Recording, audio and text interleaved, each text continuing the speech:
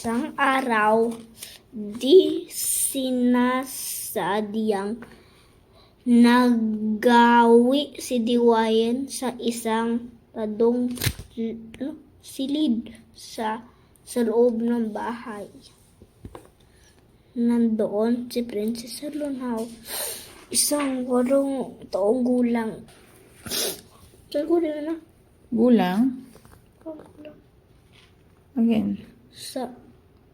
Nandoon Nandoon si Prinsesa Lunhaw, isang 8 taong gulang na binukot ang tawag sa mga anak ng dato na hindi lumalabas ng bahay. Tinatago sila ng dato at hindi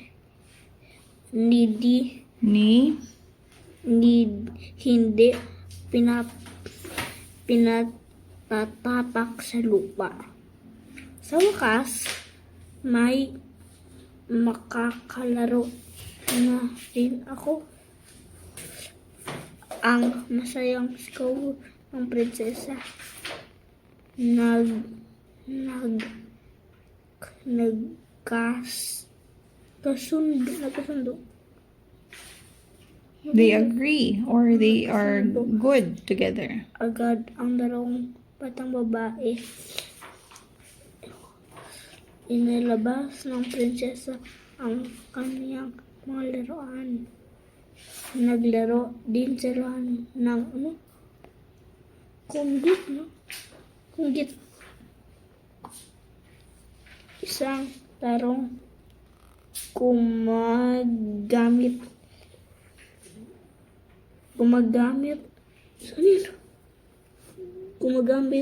ng mga sigay na tulad ng sungka.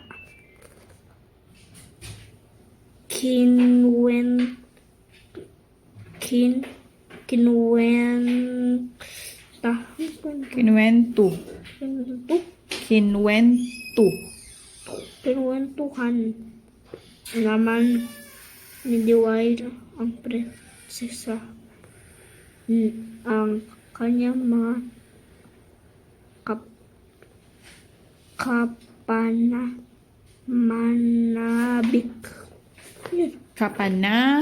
manabik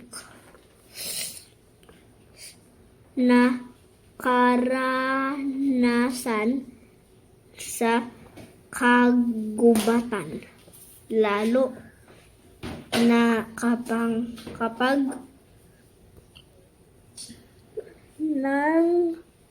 nangangaso sila ng kanyang ama. Mangangas or hunting. Okay. 2 tinig, puto, kutsita, hiyaw ng bata, balot, penoy balot, ang alok ng mama. Ang unang babae at lalaki. Ayon sa Biblia, ang unang babae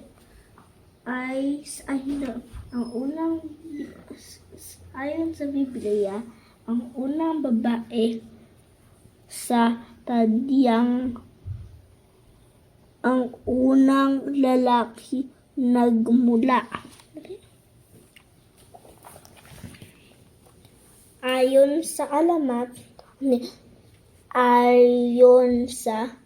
bakit magkadikit? Nagkamali sila. Ayon sa ating alamat, ang unang babae at lalaki sa iisang puno ng kawayan sabay nagkahihinga.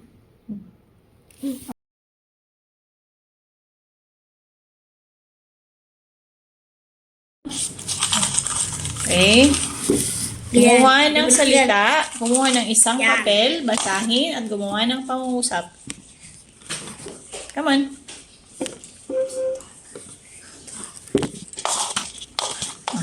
Ibasahin at iharap sa camera.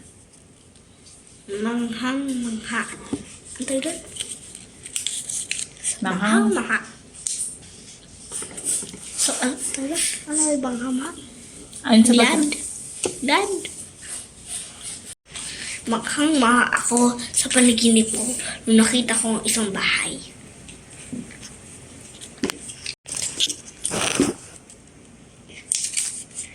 Ensayo practice. Kailangan ko lang mag-ensayo. Sorry. Mag-ensayo ka lang. Matututo ka. Sunod, pangatlo.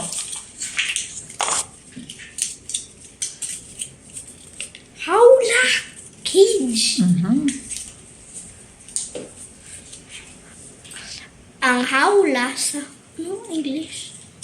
Ang English. Ang English. Ano sa Filipino? Ingles. English. Dali. I'm gonna say Pwede bang wag translation? Gawa ka na pangusap na Filipino.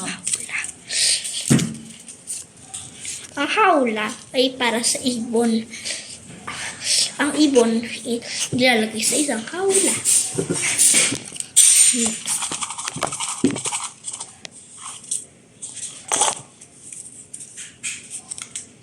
Tiklado. Tiklado. Sobrang lalim. Sige lang. Nakalimutan ko kasi yung tiklado eh. Okay, no worries. Nagtutugtog ako ng tiklado.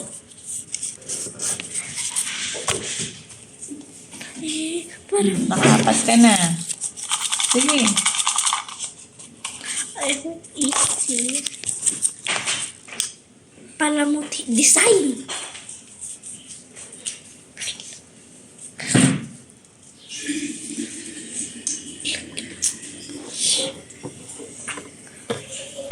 Dami namang palamuti sa aking pagkain.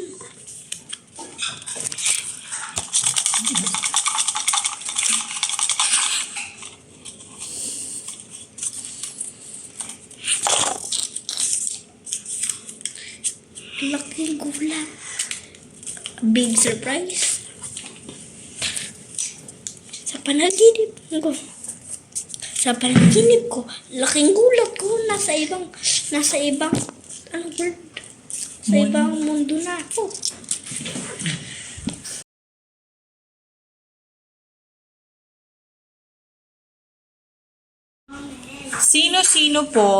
Sino-sino ang mga taong nakilala ni Mia sa kwento ng pambihirang sombrero? Oh, hindi kailangan yung pangalan mismo. Okay? Si Mang Kanor. Yung policeman.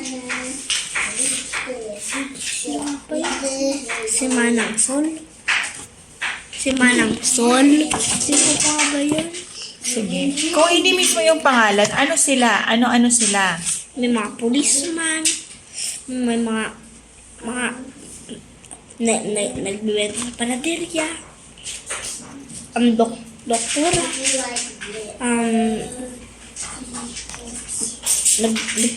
Nagbibenta.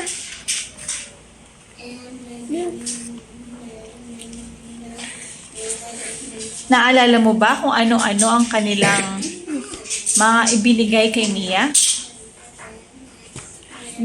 Yung kay sa klinika mga masustansya mga masustansyang pagkain. Nasa panaderia ay ang candlestick. Filipino ay? Candelabra. Tapos ang binigay sa kanya nung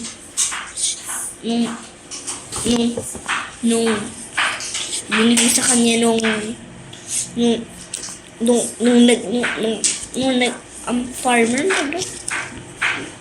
Hardinero ay ang binigay niya po ay vase. Ano nga yung vase sa Filipino?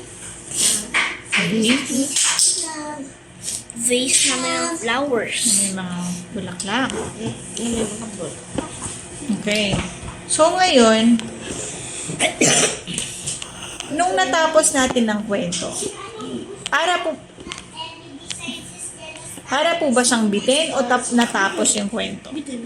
Bitin parang hindi natapos. Ano dito? Parang hindi natapos. Kasi, yung part, yung kanyang, yung dulo niya, parang, ano ba? Parang abin.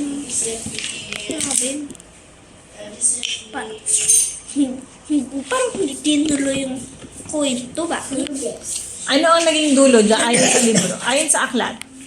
Ang dulo, yung nilagyan, may isang malakas na hangin na may malakas na hangin umihip, tapos hinangin yung kanyang sombrero, tapos sinangay siya pataas, tapos lumubo. Ngayon, kung tatangayin at mawawala lahat ng mga tao na kanyang nakilala o si Mia na lamang sa lugar na yon, Nawawala siya. kung mawawala lahat ng kakilala niya kung saan man siya dadalhin ng sombrerong ito, anong mangyayari? Hindi pa rin siya. Si Mia pa rin siya. Anong mangyayari sa kanyang bagong pamayanan? Iba na ang itsura ng kanyang pamayan. Iba na ang bayan. Diba na ang bayan? At kung mawawala ang lahat ng tao na kanyang nakilala, Hindi magkikilala siya ng bago ibang tao. paano kung ang lahat ng kanyang nakilala ay walang ganong uri ng tao doon sa bagong pamayanan? Hindi mag-make friends pa rin siya. Mag-usap pa rin siya. Halimbawa, wala ng doktor, walang hardinero, walang tagagawa ng tinapay, walang pulis. Hindi ko doon para may mga nagnanakaw na. Hindi maganda doon. Ano po? Hindi dapat ang gawin niya. Siya pataas na taas pa siya ng nasa taas pa siya ng air. Gano'n niya yung kanyang Tapos, patawan niya yung gano'n niya yung hands niya. Tapos, doon sa may sandbar, mag-excuse me siya, bitawan niya para mahulog siya sa sandbar. Tapos, may sok.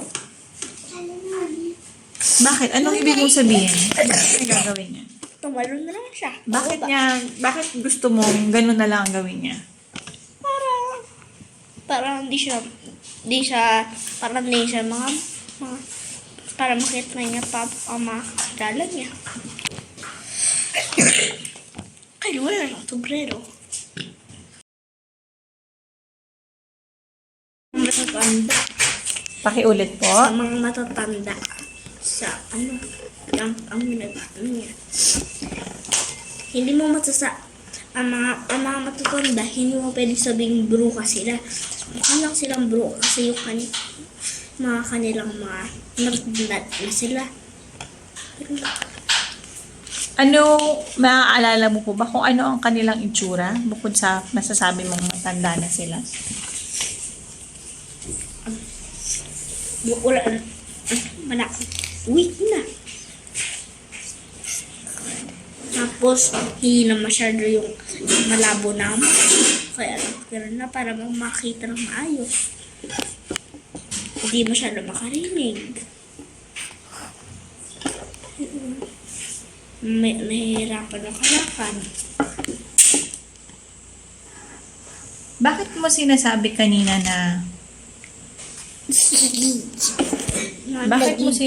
kanina na hindi dapat ibase sa itsura ang pagkakakilala sa isang tao? Kasi nga, pwede mong masabi, iba yung itsura niya. Parang hindi siya, parang masama siya, pero ito, hindi siya masama. Pero naman talaga ang tao eh. Ano ang tao? Pwede iba ang itsura. Diyan sa ginawa ni Lord eh.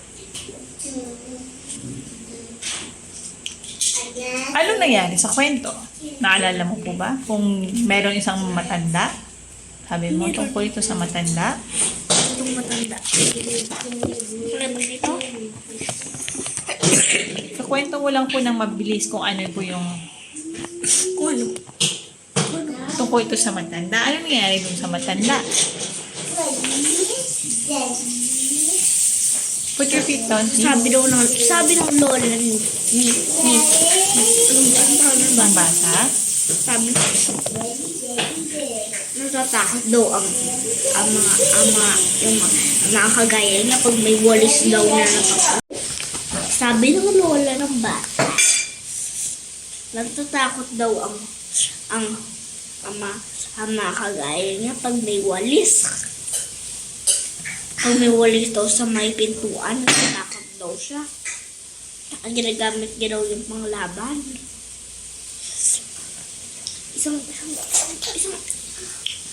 Isang araw,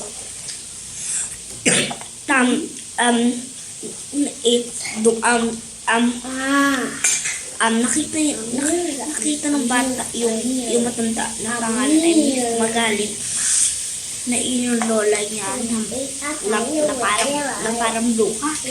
Nakita niya nadapa sa lupa. Tinulungan niya. Tapos, ang ginawa niya, kinuha niya. Tapos, pinapunta niya sa bahay niya. Andun pala sa harapan ng bahay nila yung walis na iwan ni nanay. Tapos, nagulat yung bata. Hindi na siya natakot sa walis. Tapos, sabi, wag na. Madumi ang sinilas ko. Sabi niya, pasok na. Tapos, pumayag naman siya. Tapos, pinakain siya ng biskuit. Tapos, nanood siya ng TV. Amir.